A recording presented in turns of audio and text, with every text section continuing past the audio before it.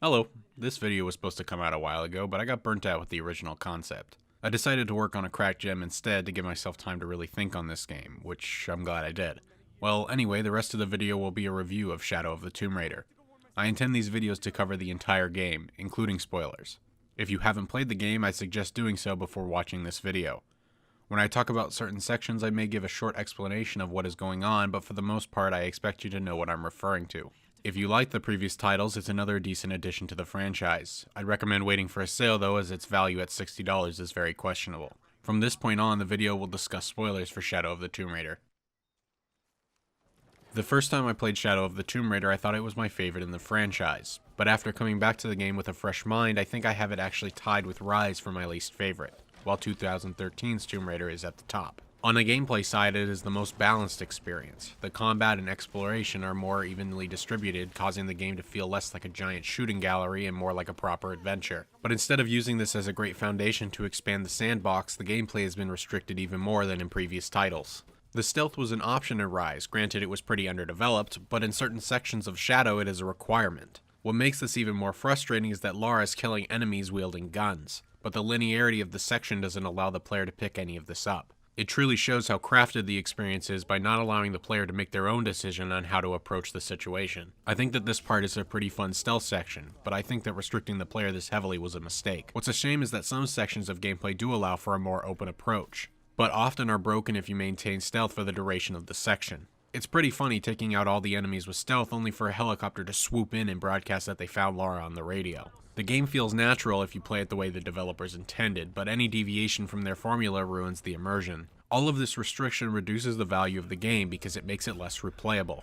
The story, gameplay, and visuals get a person to buy the game, but the diversity of the gameplay sandbox is what makes a player come back. Dishonored has a decent at best story and great stylized visuals, but what keeps me playing is the incredible variety in which you can approach each encounter. The depth in the sandbox makes Dishonored a worthwhile game, because while you can run through the game in about 6 to 10 hours, it has another way to play that can double your playtime. Then deciding to never be seen can add another 6 to 10 hours, and then playing to get the mostly flesh and steel achievement. This type of variety can make a game that you play once for 10 hours into an experience that you could play 5+ times and have a different and unique experience each time. A game like Dishonored is a great bang for your buck type game. Shadow of the Tomb Raider is not. You'd be lucky to find 15 to 20 hours out of Shadow, and with a very specific and crafted experience, it's not likely that you'll want to play it more than once. This is the real dagger for me recommending the game.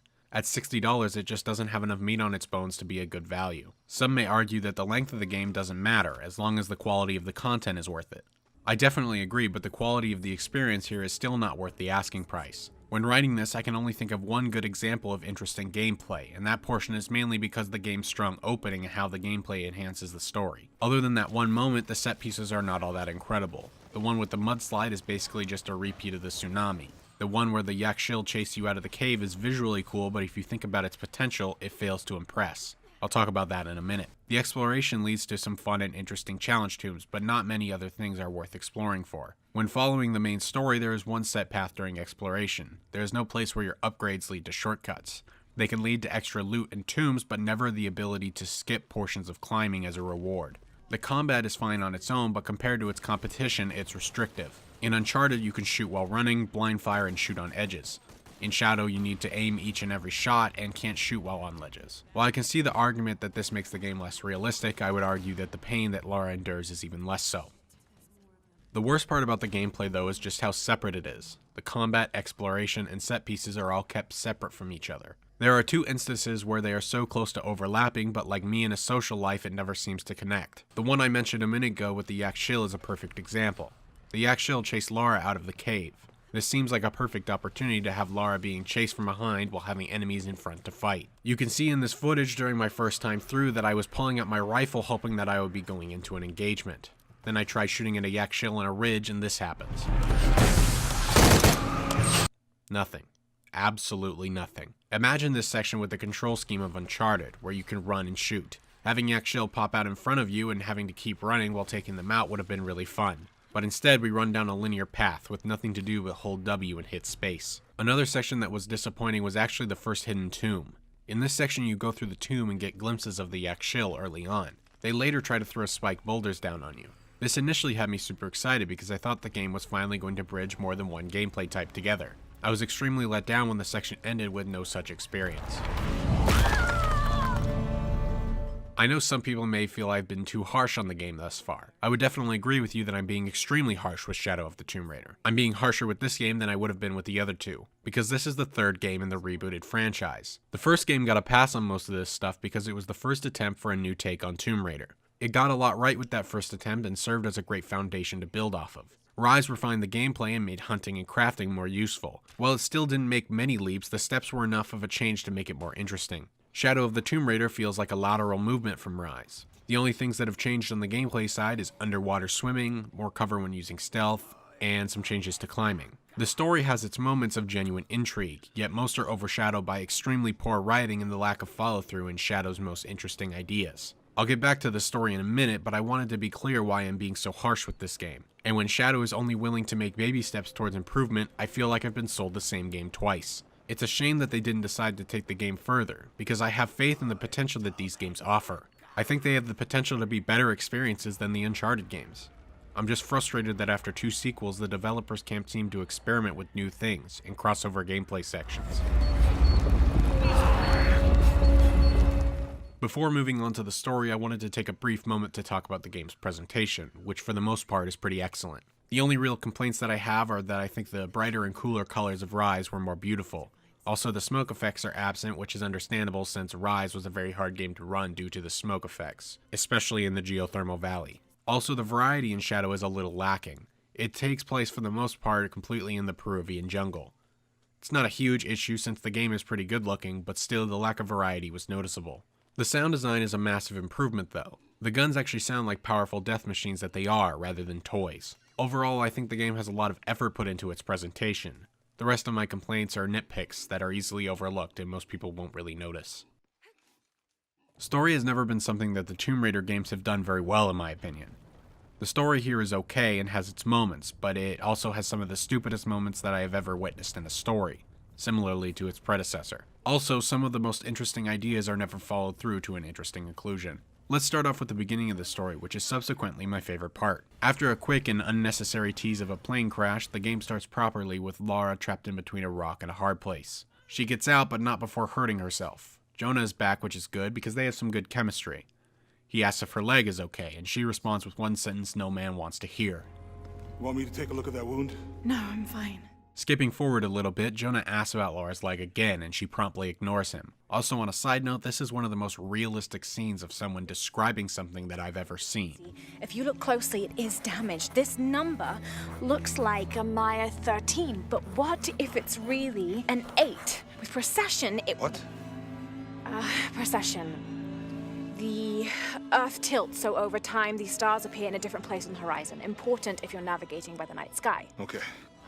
In the Maya calendar, that's a 2,000-year difference. Anyway, here we are introduced to the main villain, Dr. Dominguez. After following him for a while and going through the game's combat and climbing tutorials, Lara enters a cave and finds a dagger. She hesitates but ends up taking the dagger, which immediately causes a tremor. After one of the sections I mentioned earlier that completely breaks if you use only stealth, Dominguez steals the dagger from Lara and asks where the silver box is. He realizes she doesn't have it and claims that she has set in motion the apocalypse. Laura doesn't want to believe him, but after their departure, the tsunami comes for her. This is the gameplay section I mentioned earlier that impressed me. I'll bring it back up when I'm done getting through this section. Laura gets herself to safety on top of a building. While on her way to the top, there's a kid hanging from a burning piece of wood. The game defied my expectations here and made Laura watch the kid die. Instead of explaining this part like I have been up till now, I'm actually going to let you experience this for yourself and we'll talk about it afterwards. Jonah! Jonah! Lara! I was so worried. I failed. Worse. What do you mean? Dominguez. He has the dagger. I lost it. After everything that my father went through, I gave Trinity exactly what they wanted. He'll use the box and the knife to remake the world. To remake it into what? I don't know, he thinks he can rid it of sin and weakness. A man like that, we have to stop him. It's all my fault.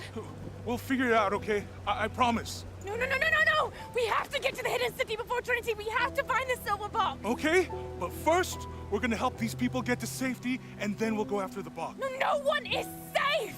Not if he gets the box first! I have to go! I'm the only one! You're the only one that can what? You don't know that you caused all this, Lara! Not everything is about you! These people need us here. We can do good now! Besides, what do we gotta go on? A riddle? We're gonna need more than pink fish and silver crowns to get to the hidden city.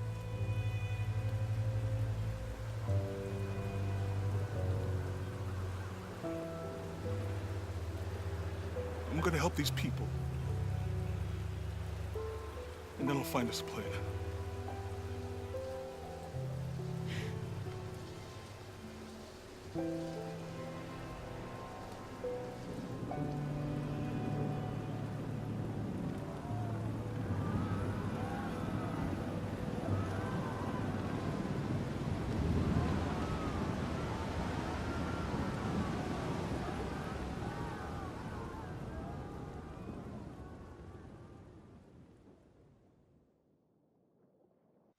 This is my favorite part of the game because it is an incredible setup for an interesting plot. Lara's own ambitions and desires cause the death of a lot of people. This is enhanced by having Lara swim through the waters that are just filled with dead bodies, all of which are her fault. Then the game forces you and Lara to watch as a child falls to his presumed death. Then, when Lara reaches Jonah, she isn't worried about the locals who just had their lives uprooted by an unseen tragedy, but rather the knife that she took when she shouldn't have. Jonah and her are put into conflict, with Jonah telling Lara what to do rather than just blindly following her like he has done in the past. We have a story that has set up a main character that is becoming a psychopath, a conflict between the two main characters, and a race against time till the end of the world. I want you to guess how many of these setup ideas are actually explored.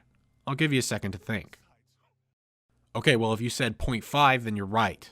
Lara's journey into a murderous psychopath is only lightly explored, while the conflict between Lara and Jonah deteriorates after this scene, and the rest of the campaign lacks any sense of urgency. This is disappointing because I think that all of these could have ended in a myriad of ways. Since I've been so negative on the game, I want it to be completely clear that I think this opening is easily the best in the series. The game doesn't start off with Lara needing to build a fire and hunt to survive, just for survival elements to never be brought up again. It gets straight to the point and knows what kind of story it wants to tell.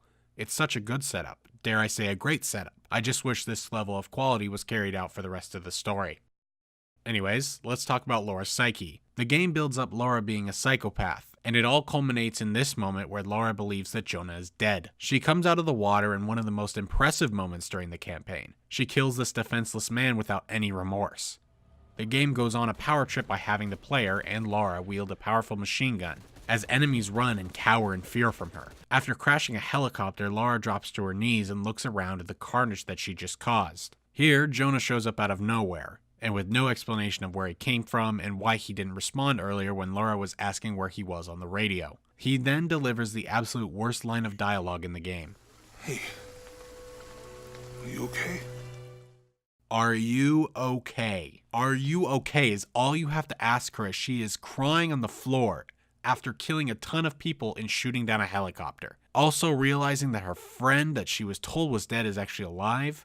Are you okay? This is easily the worst line of dialogue that I've seen in quite some time. Moving past this, Jonah tries to distract Lara from all the damage by getting her to focus on where they need to go next. This leads to them piecing together the riddle and leaving with a solution. This is where I have a thought about the game's potential for this scene, so please don't take this as a serious negative against the game. Imagine this scene again, but instead this time Jonah is actually dead. He is killed and gone. They would probably need a way to physically show him dead, but imagine another helicopter flies over and Rourke pushes Jonah's body out in front of Lara. Now Lara is not only coming back from all that has just happened, but is dealing with the fact that her best friend is dead because he was following her into this adventure. I don't necessarily blame the writers here, because while they have full control over stuff like Jonah asking if Lara is okay, they most likely did not have control over whether or not Jonah lived or died. Whoever is in charge of this decision seems to lack any balls. I get it though, Jonah's a good character and is pretty marketable, but I'd argue that this can make my proposed scene pack a larger punch. John, we're looking for a Christian holy site. While that was a little speech about the game's potential, this death scene genuinely made me roll my eyes.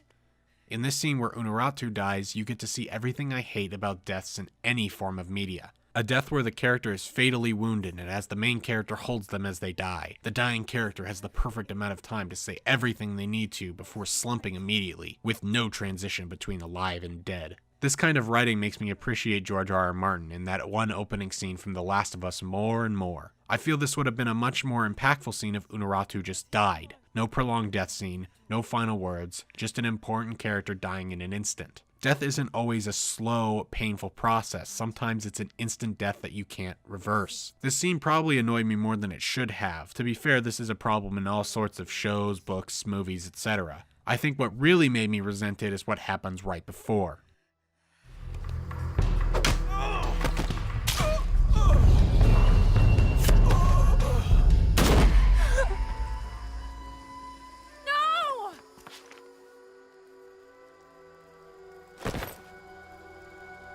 This is Commander Rourke. We've got a lead on the box. Send a team for Croft.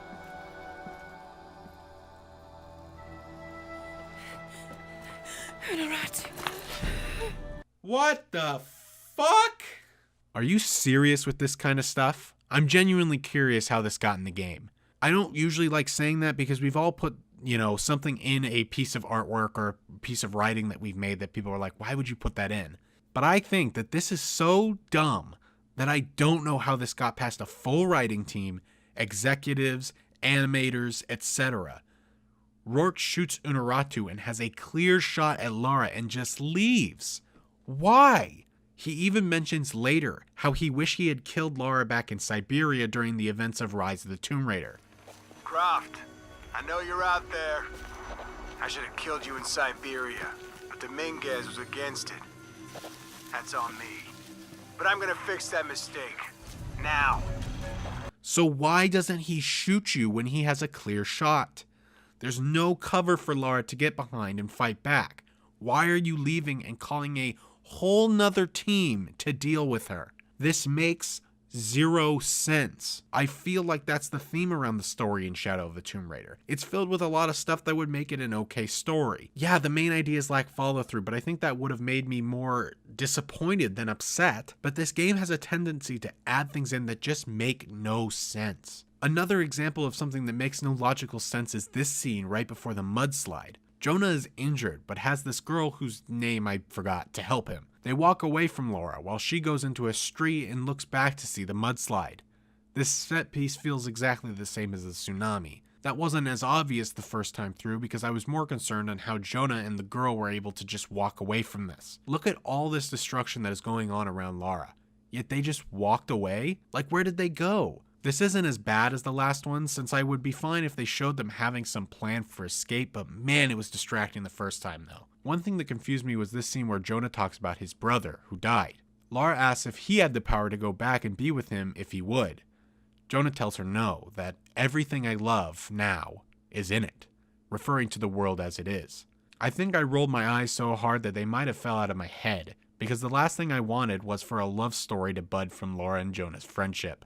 I like them as friends, and I felt that the only way this could be interesting is if Jonah loves Lara but she is incapable of loving him due to the fact that she is a murderous psychopath.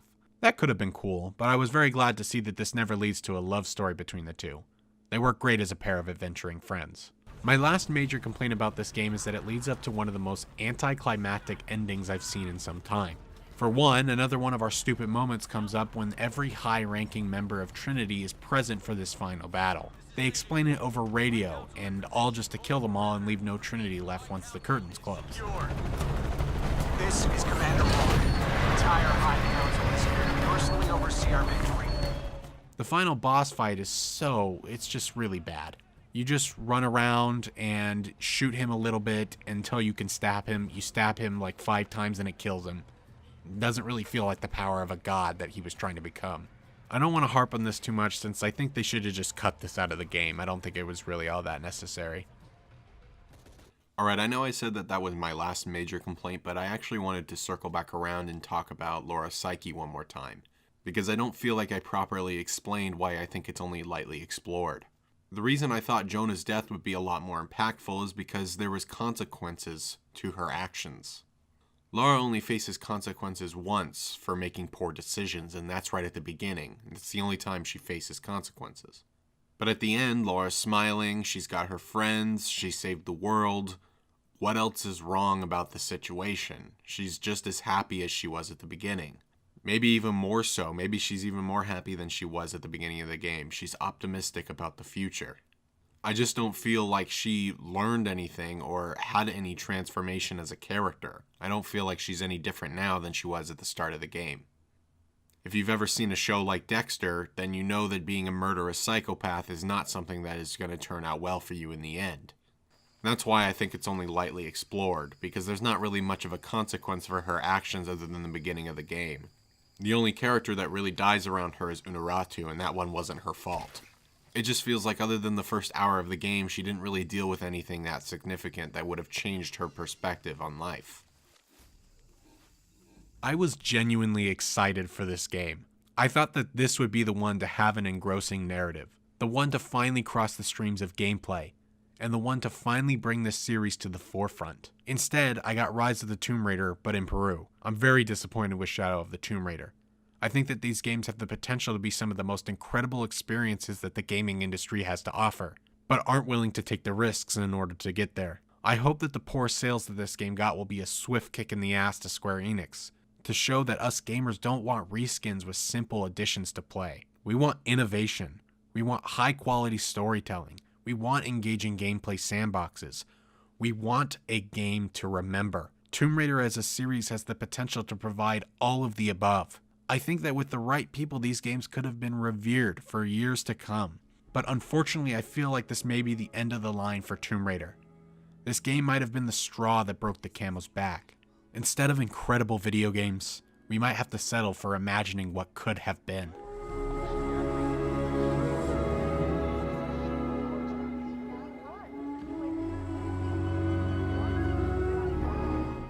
Thank you for watching this video. I know it was pretty long, but I hope I got my point across without being too long-winded. I shouldn't have to say this, but I will anyway, since I see it all the time in comments from other critics. This video was strictly my opinion, and you are most definitely entitled to your own. If my wording sounded like I was trying to put something as a fact rather than an opinion, I can assure you that it was not the intention. If you would like to discuss the game further or refute/chime in on anything I said, please feel free to do so in the comments or on Twitter. My @ is ZAR_YT if you'd like to do so. Otherwise, enjoy the rest of your day. Yes, Mom. There was one thing this morning. Yes? I saw Hakan debating with his neighbor. He seemed angry. As I came near, they suddenly stopped talking.